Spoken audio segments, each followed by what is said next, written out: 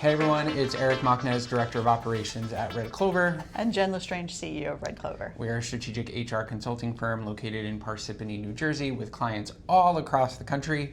And if you're joining us today, this is our longer form HR coffee chat, where we take a topic that we just talked about during our HR quick sip and take a bit of a deeper dive. Today we are talking about fixing culture problems without firing everyone. So Jen, let's get right into it. I love how it always starts with this idea that you got to fire like new coach, new team. Yeah. We see that a lot where it's like, oh no, we're just going to fire everybody and start over, and it doesn't work. Nope.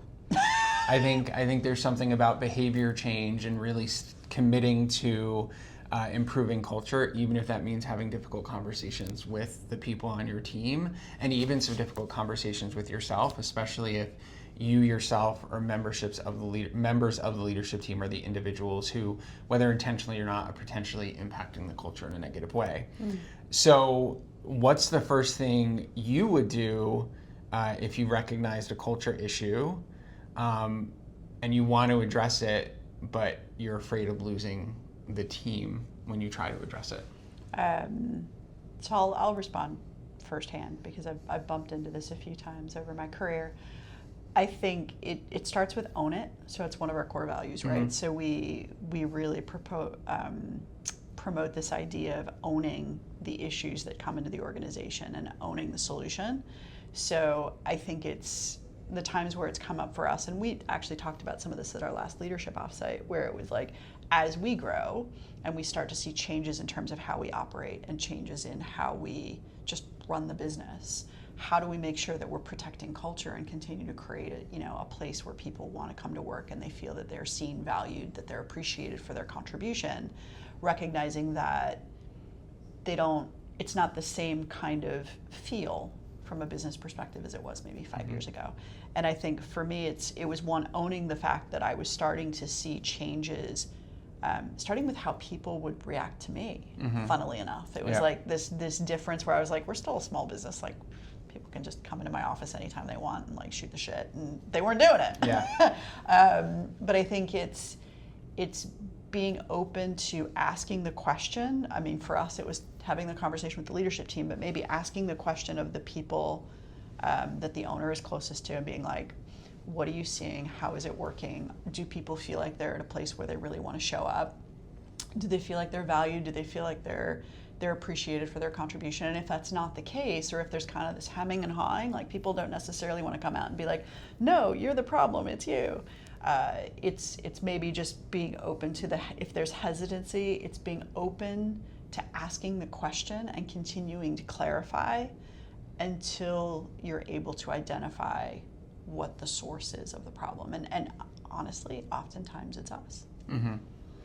Yeah, and I think the interesting thing about kind of the toxic environment or toxic employer, toxic culture is it does have a tendency to be like a buzzword, that just because you disagree with someone or you don't get along with someone at work doesn't necessarily mean that it is a toxic work environment. Ultimately, you are adults coexisting with other adults, and sometimes you just don't work well together. Yeah, that's fair. Or there are issues that are coming up. Or you have certain people who you have a greater affinity with, and it doesn't mean you still can't have a productive working relationship with someone else. So how would you identify toxic behaviors versus, learned habits, or just the fact that people work differently? Yeah, okay, this is worth breaking down for a minute. So I think there's a difference between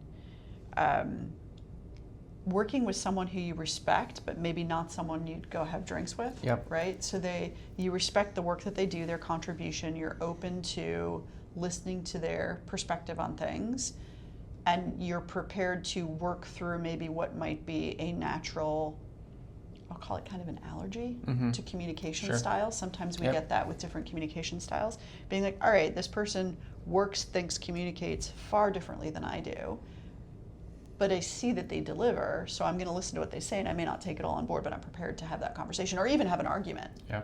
Like, I'll fight with them, but I fight with them productively because we're both looking at it through different perspectives, and we value each other's perspective, and we will come to a better solution through that dispute, if you like it. Toxic culture, the backbiting that happens behind closed doors, the gossiping, really bad organizational politics. Yep. Different from organizational awareness or adaptability, Yeah. but that real like, I'm going to navigate the politics for my own personal gain and to the other's detriment. Yeah. And using it. And also something that's a little more subtle is when people start to use values, they start to weaponize values. That can very quickly turn toxic if you're not on top of it.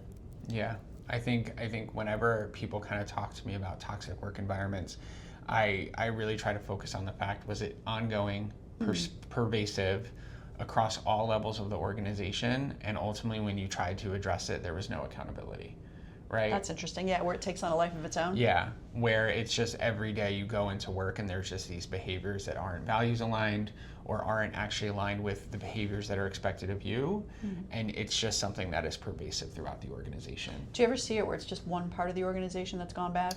Oh, absolutely. And Yeah. I think that's a great segue into our next question. So I think some of the interesting thing about being culturally aligned, and I think then the opposite, is that you are acting in a way that's not culturally aligned, which contributes to a toxic workplace culture, is sometimes we find ourselves in situations with someone who is performing well, maybe even exceeding expectations of the role, but ultimately the way that they get there is really bad and is contributing to a toxic work culture. And I think sometimes in talking with the CEOs that we work with, trying to help them understand that, you know, culture can be nebulous, it can be subjective. We do our best to try to make it an objective, living, breathing thing. But how do you explain to a CEO, you know, this salesperson, this VP is helping the business grow, smashing goals, making the company tons of money, but they are alienating every single person on the team, or the way that they're accomplishing business goals are ways that generally we do not want our people to behave, right? So how do you manage that as a leader? Yeah. And how do you kind of explain that to the organization? And if ultimately in this situation you end up terminating a top performer because they're not cultural aligned, how do you make sure that then everyone doesn't start to get worried about like a purge? So I see it actually the other way around, Okay. right? So, and the archetypical, stereotypical example is like the sales guy, right? So you get the guy who's really good at delivering the results, but doesn't work well with anybody else in the organization. Lone Ranger goes out, does his thing, and throws other people under the bus along the way, or does things in the office that are behavior that's normally not tolerated from anyone else. And it creates this dichotomy with the CEO where they're expecting one side of the organization to exemplify certain behavioral norms, and they let this other dude do what they want because they're bringing in the business, or they're delivering the new product, or they're the super duper tech guy, whatever it is, right? And the rest of the organization stops believing in the values because they're not seeing that everyone's held to the same standard. When the CEO takes the very difficult decision to separate from that person, the cultural norms are almost immediately reestablished. It's when they let it continue that people are like, well, I'm not going to stay working here. I'm going to leave because I don't believe that this organization is doing what they say they're going to do, because they're letting this guy do whatever he wants. So it's the way I've seen it play out is they're not afraid of a purge. They're grateful that something's been corrected that they've seen for a very long time. Yeah, I've definitely been in situations where individuals have left an organization and then the next day, whether through their own choice or by the decision of the employer, but there's something about the breath of fresh air that next day when you're like, everyone kind of lowers their shoulders and feels like, okay, we're actually going to get back to where we want to go. And I can understand why CEOs get very nervous because it does have an impact on the business, but you know, it's often short term. I think I have a lot of conversations with CEOs where they're terrified that they're going to lose like their star performer. And there's something about once that individual leaves, everyone else kind of rallies around the problem. And I think it also gives other people a chance to shine, right? Because potentially they've been cut off at the pass because they're trying to do things the right way, and there's someone who is exhibiting these like toxic negative behaviors who always kind of gets in front of them, right? So I think that's a really interesting example, which we have definitely dealt with. So again, you're a CEO.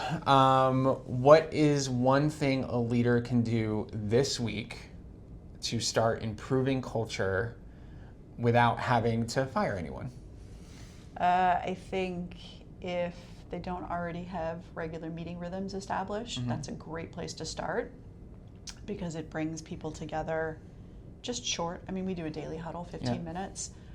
We do our weekly team meeting, which is a little bit more of a deep dive, but it creates an environment where multiple people can share information in a controlled space with an agenda where you limit the ability of one person to overshadow another. So everyone gets their, I guess, day in the sun, for lack of a better word.